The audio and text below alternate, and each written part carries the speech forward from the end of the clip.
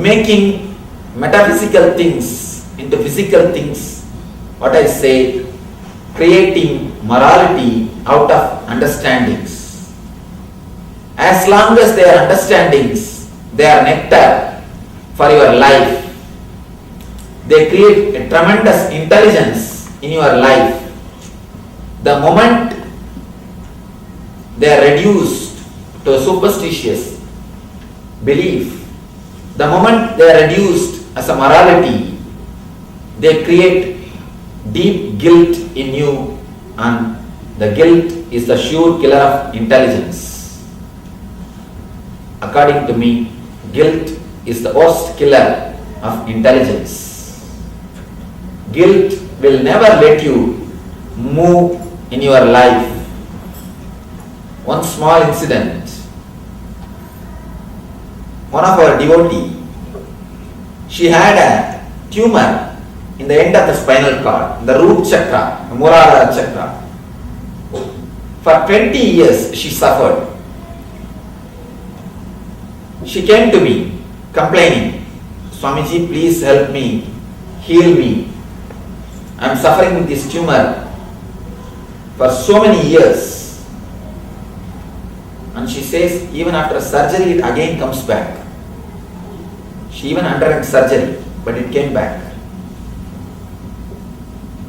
I started talking to her slowly to trace the origin of the problem. Finally, she opened up and started weeping. She said, I asked her, do you have any guilt related to your sex energy? She slowly opened up and started weeping. She said she was abused when she was very young. When she was a kid, she was sexually abused. One of her own close relative exploited her for so many years. And that guilt stayed with her. And she says, I started hating the very portion of my body. That part of my body itself I started hating. I started feeling that part of the body should not exist in my body. I started feeling that's different from my body. That is not my being. My hatred towards that person has turned towards my own body. When you start hating some action, you start hating that part of the body also. My hatred has become so deep. Swamiji, that is the root. I was speaking to her, slowly she opened up and she wept, and when she confessed, when she brought the guilt out, I was talking to her and she came out of the guilt and she was psychologically healed. And I was explaining how this is a usual thing which is happening. Now they say 1 in the 4 are getting sexually abused, especially in America. I read a report just the other day. 1 in 4. Of course, kids don't open up and kids don't tell you. Anyhow, when she was psychologically healed, when I explained the nature of all these things, you will be surprised. I can tell only one thing. It's a truth. What I am telling you is a truth. In 10 days, simply tumor disappeared. I gave her a small meditation technique to meditate on that area. I told her, express your anger towards him. Weep, shout, cry. Just close the doors, be in a separate room, and take a pillow, think of him, beat, shout, cry, throw your anger out, and after that, sit silently and feel that part of your body that part is also your body. Stop hating that part of your body, you will be surprised. Just a simple technique. 10 days, tumor disappeared, never came back. Never came back. I don't know, little difficult to understand, but truth. Same thing happens in our life psychologically. It is not that always we get the physical disturbance or physical ill health, but psychologically we get disturbed. Most of the time if you see, your energy gets blacked based on your guilt. You have psychological illness because of your guilt. If you look little deep, wherever you have fear, wherever you are not able to move, wherever you are not able to take decisions, you will see some guilt will be there. There are 3 kinds of guilt. Guilt created by the immediate family, that will be the first guilt. Your father, mother and your family. Second, guilt created by social laws. That's a second layer. Third, guilt created by yourself. These are the 3 major guilts which kills your intelligence. The guilt about the sex will be the guilt created by the immediate family. That will be the first guilt. The guilt about the social laws, the guilt based on greed will be the guilt created by the immediate family. Guilt based on fear will be the guilt created by the social law. And the third guilt is the worst guilt which you create for yourself. When you internalize the greed and the fear guilts, you create new type of guilts for yourself. If you analyze, whenever you are stuck, wherever you are stuck, at some point you will see these 3 guilt will be there. Let you break free from the past. Past, not only it's a dead weight in your being. Not only it is dead, it is a dead weight on your being. As long as you have guilt, you can never proceed, you can never have deep blissful life. Be very clear, you can never be moral based on guilt. If you are based on guilt, all your morality is skin deep. It is time to be mature. You are not going to be immoral. Just if you understand that the rules are created for our own sake.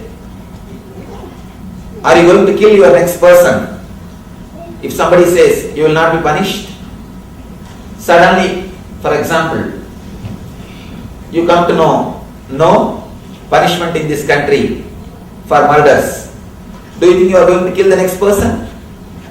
If you are going to, then be very clear, you are just immature person. You are not grown up.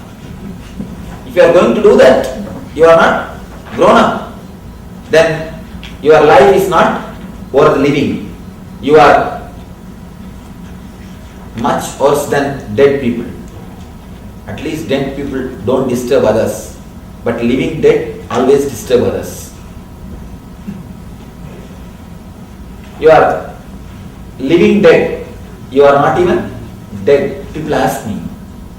Throughout my life I stayed only in the graveyards in my wandering.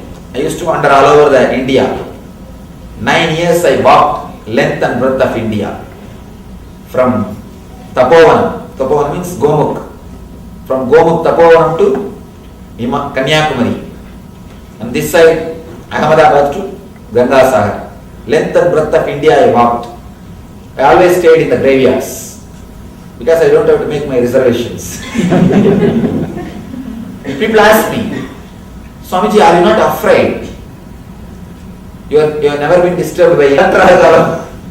So, there is no others, only living people disturb others.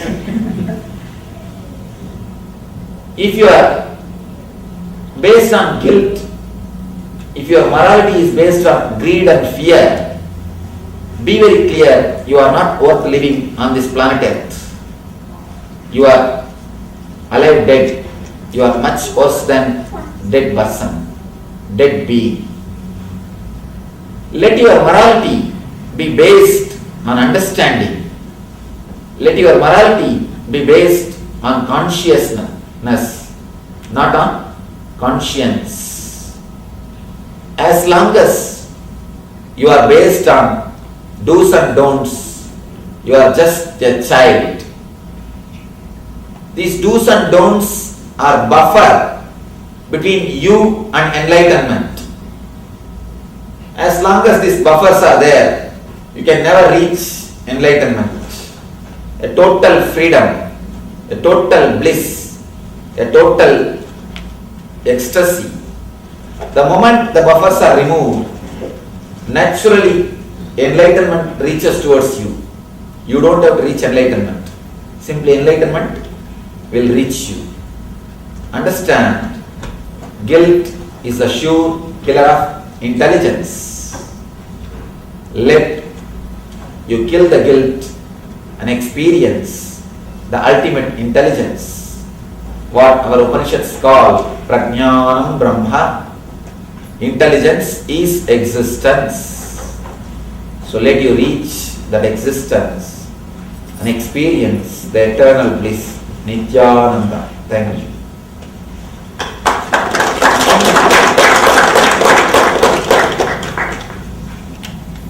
We will have a few minutes for your questions. I will try to answer your questions or question your answers. Yes. The people say that we have to do something only on the auspicious time. We should not do something or start anything or Rahu Kalam or Yamagandam. Is that true? Vivekananda, when he started towards the America, when he entered the ship in India, it was Rahu Kalam. Somebody asked him, what is this Swamiji, you are starting in Rahu Kalam? He just laughed and said, fool, the energy which moves the Rahu is moving this body. The energy which moves the Rahu, the same energy is only moving this body. Where is the conflict? As long as you feel you are an island, that's a conflict. You are not island as you think. You are totally connected to the whole existence. If Rajkalam is the time in which you are not supposed to do anything, means existence should have designed in such a way. In Rajkalam, the whole thing will stand still. It is not designed. It is not happening. Then why should you bother? It is just societal. Don't worry about it.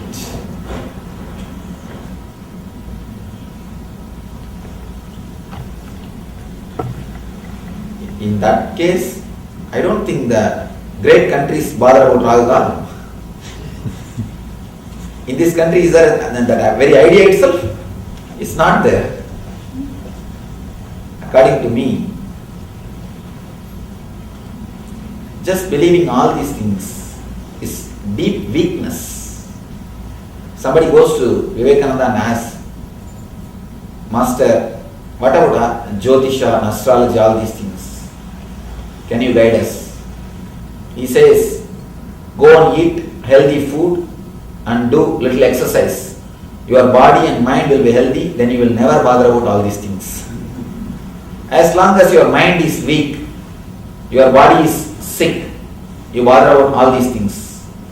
In my whole mission, I never cared. None of my people even know how to spell the Rahu Kalam. And things are happening, things are going on. So these are all old ideas.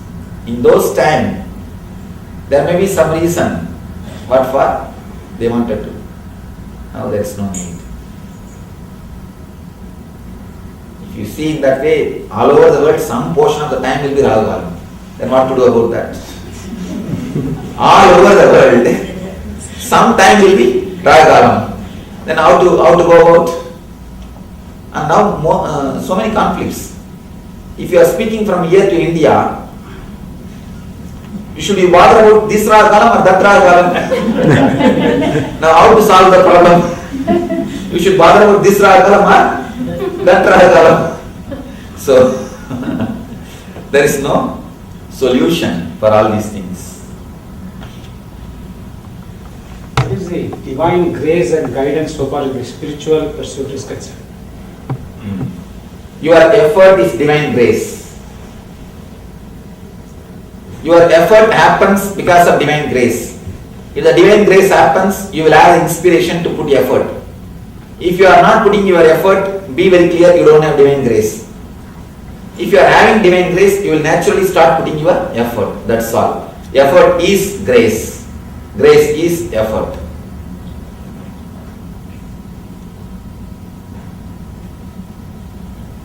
So you explained that it's not mandatory for someone to actually go through an extensive period of tapas and search and things like that for enlightenment or at Nityanaanda state. How is that possible for one in a practical manner? What I spoke itself is practical manner. See, understand, when I say you should do tapasya, you say it is impractical. When I say there is no need to do tapasya, again you say, please explain in a very practical manner. Understand, the very understanding can lead you to express enlightenment. The very understanding, a right listening and right understanding can make you express your innate nature. According to me, enlightenment means being in the eternal bliss. Your bliss can never be disturbed by anything which is happening in the outer world. Outer world will never enter into your inner world. That is what I call enlightenment. Simply understand your outer world is just outer world. Your inner world is just inner world. Whatever you may do it in the outer world, it is just housekeeping in the dreams. All your housekeeping in the dreams, what is going to happen? The moment you are awakened, over. Little deep understanding, nothing else. Now you have next few more questions. Then how to run the practical life, Swamiji. When I say housekeeping in the dreams, I don't mean don't do the housekeeping in the dreams. Do it, but understand. Do it, but understand, so that you will not be perturbed. You will not be disturbed too much by the housekeeping. A simple understanding, your whole life is nothing but housekeeping in the dreams. And continue to do the same housekeeping with this clear understanding is more than enough to express your enlightenment. You don't need to work to suppress your greed or to suppress your fear or to suppress anything. You just work only in this one line. Only this one idea, let it sink totally inside you. Your whole life is just housekeeping in the dreams. But I am doing it because I am enjoying it. Over. I am doing my housekeeping in the dreams because I am enjoying. You played with toys, but when you became 10, you throw away all the toys. Just because you throw away all the toys, are you not giving the toys to kids? Do you say, no, I also was playing, I threw it away, don't play? No, you don't say that. You say, let him play as long as he becomes mature. The moment you accept, understand, let me play this housekeeping in the dreams till I understand, the very acceptance will lead you to enlightenment. If you can't accept, then at least accept that you are not able to accept.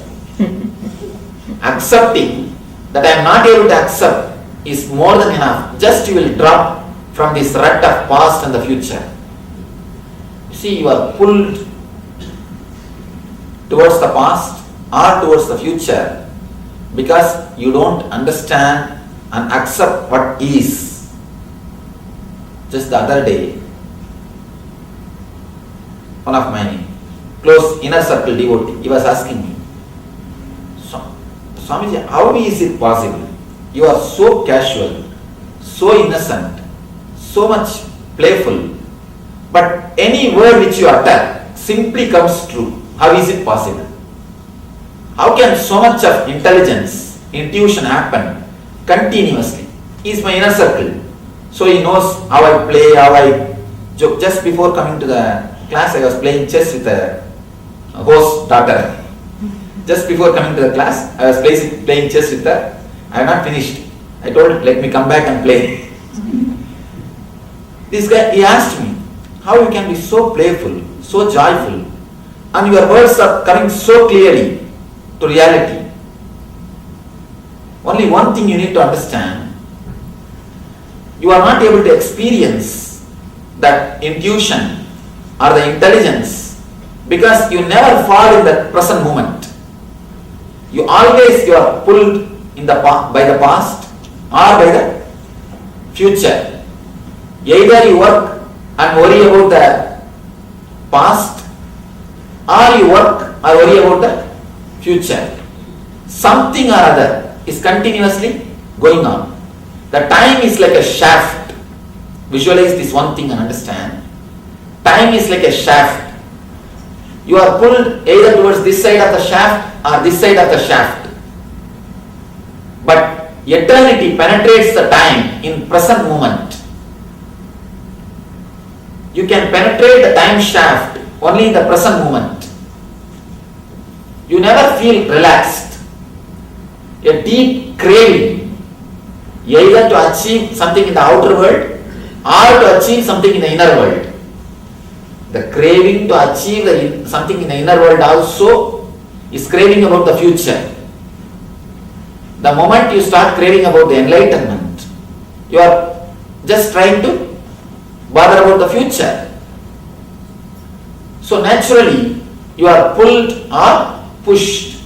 You never fall in the eternity. You never fall in the present moment. The eternity penetrates the time shaft only in the present moment. When you fall, first thing, accept the whole thing of the outer world. Accept the whole thing of the inner world. Whatever problems you have in the outer world and whatever problems you have in the inner world, accept the whole thing. As long as you don't accept, it is a problem. The moment you accept, just try it as a small experiment. Not too much. Yesterday I was giving a small experiment. Just try it. Totally let you be relaxed. Just for 3 days. Not more than that. Just for 3 days. Inside your inner world or in the outer world. 3 days if you live a satisfied life, do you think all your properties will be gone? You will lose all your wealth? Surely not. In 3 days you are not going to lose anything. Why don't you give a small trial? Just 3 days, sincerely, utterly 100%. Drop. Accept. If you are not able to accept 100%, accept that I am not able to accept 100%. Even the acceptance that I am not able to accept myself in the inner world and the outer world will make you drop from that rut. From the rut of being pulled or pushed between the past and the future. The moment you understand, I am not able to accept my reality, what can be done? Even the very push and pull will become your reality. Even the very push and pull will become your reality. Anything, if you are accepting, you will simply fall into the present moment. The moment you fall into the present moment, the time shaft will become simply a servant for you. As long as you are below the time shaft will rule you. You will be pulled or pushed by the time shaft. The moment your consciousness is raised to the present moment, or the moment you fall in the present moment, you will see you are penetrating the time shaft. When you penetrate the time shaft, the future is also clearly known to you, Past is also clearly known to you. A tremendous realization comes to you. The time shaft itself is nothing but your own projection. A simple understanding.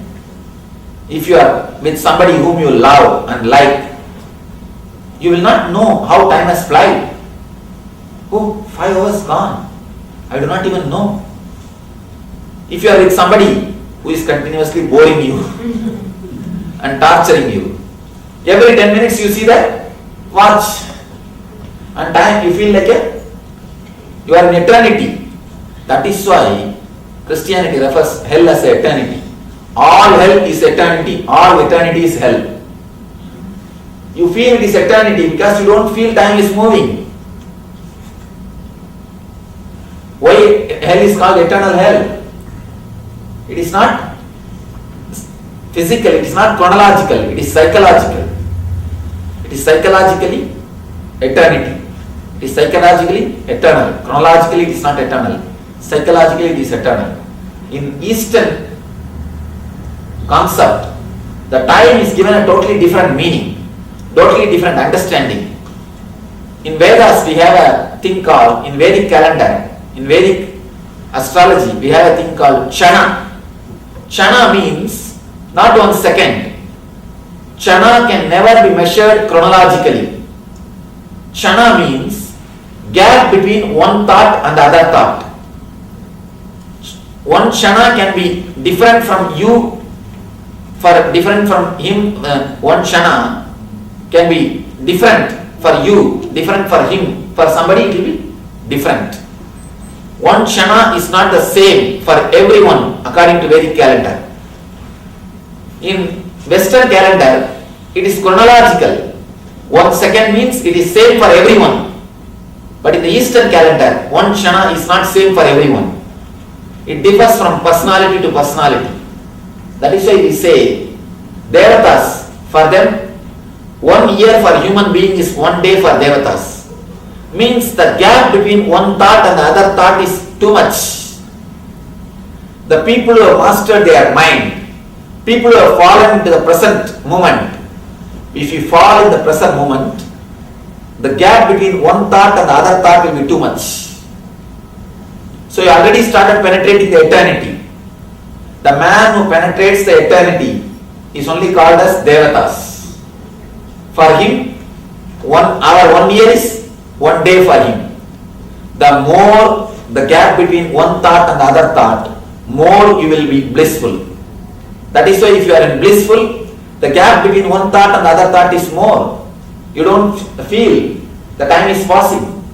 You don't feel the time is flying. So it is more your mind. So if you can fall into the present moment, relaxing, the headaches related to outer world, the headaches related to inner world, just for 3 days, try it as an experiment. In the 3 days you will have a glimpse. What is life? What it means to live in the present moment? Was such ecstasy, such different space, such different life.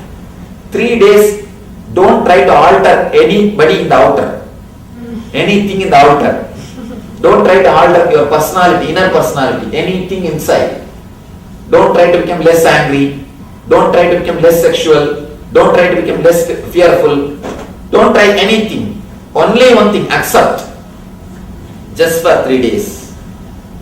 You live based on your philosophy for last 30 years.